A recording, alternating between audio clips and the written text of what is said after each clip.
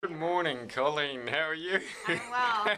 Hey, thank you so much for hosting me on your couch. And it's been a great pleasure to come here and visit you at your school. Tell me, where are we? We're in Omaha, Nebraska, and we're at Spring Lake Magnet Center. So we are a magnet center where we have classrooms that are dual language, that go in English and Spanish for part of the day, and we also have rooms that are technology. So we have classrooms that have laptops and iPads in them. Yeah, I've been most impressed with all the technology you've got around the school. And I just wondered what you thought the kids got out of it.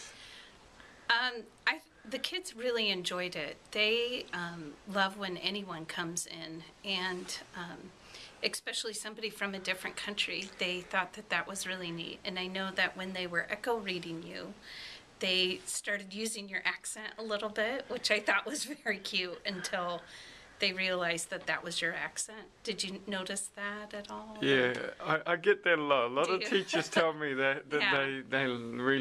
they love that part of the reading. Mm-hmm.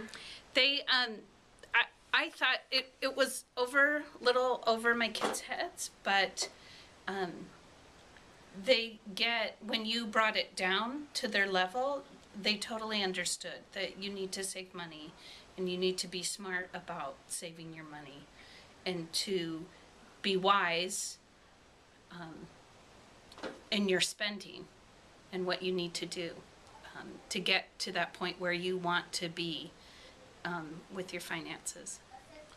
Yeah, is that well, I think that the story, it does work because it's a story they already know. It's simple, and because it is a story they know, even though the subject matter is way above their heads, they can actually understand it. You know? Right, and maybe not at our school, but maybe at a school that had kids whose parents were a little more affluent. Mm-hmm. I'm sure they would know who Warren Buffett was.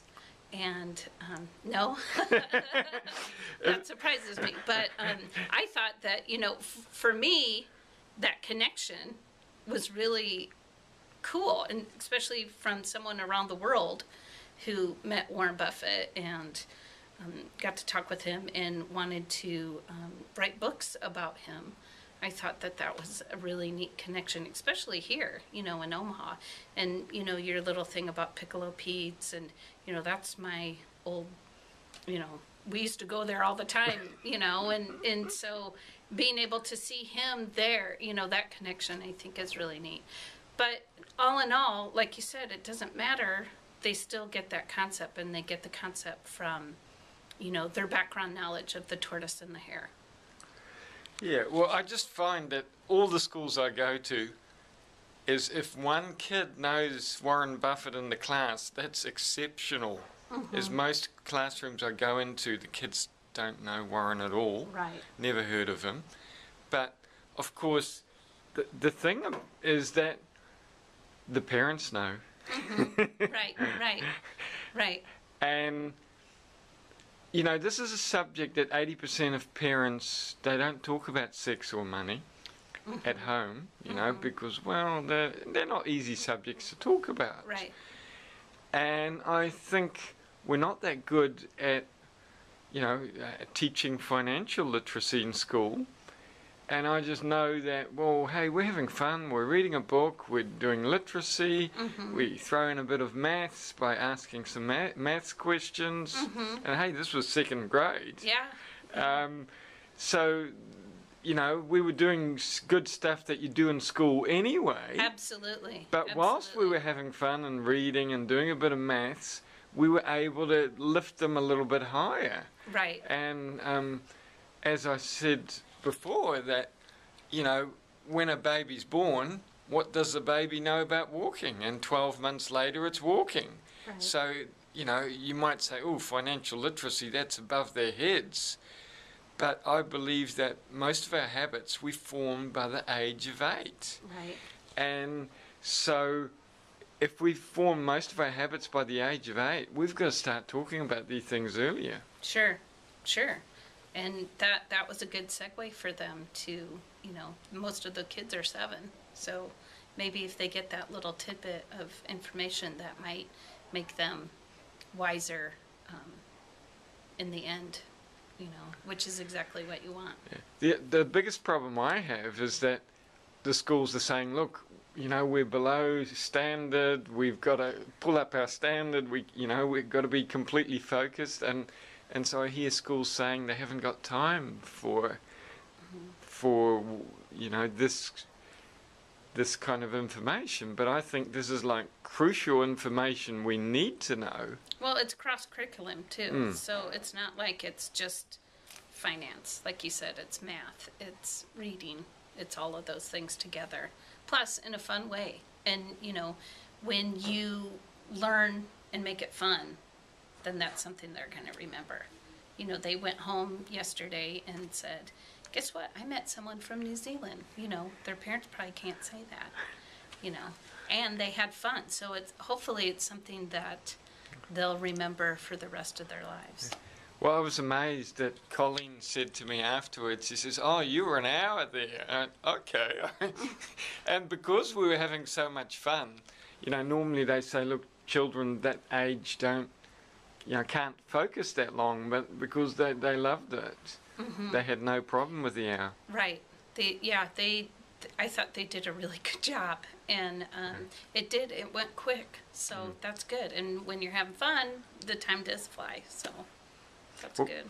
Well, thank you so much. Thank you for coming. So, Mickey, tell me, what's your name again? What school are you from?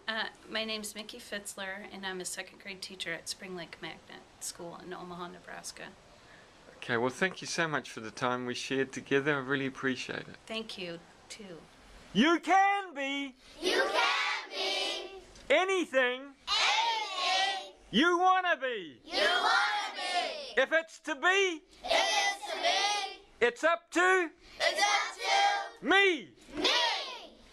So you saw how Tortoise Buffett became so rich and famous. You think you could do it too? Yeah. All right.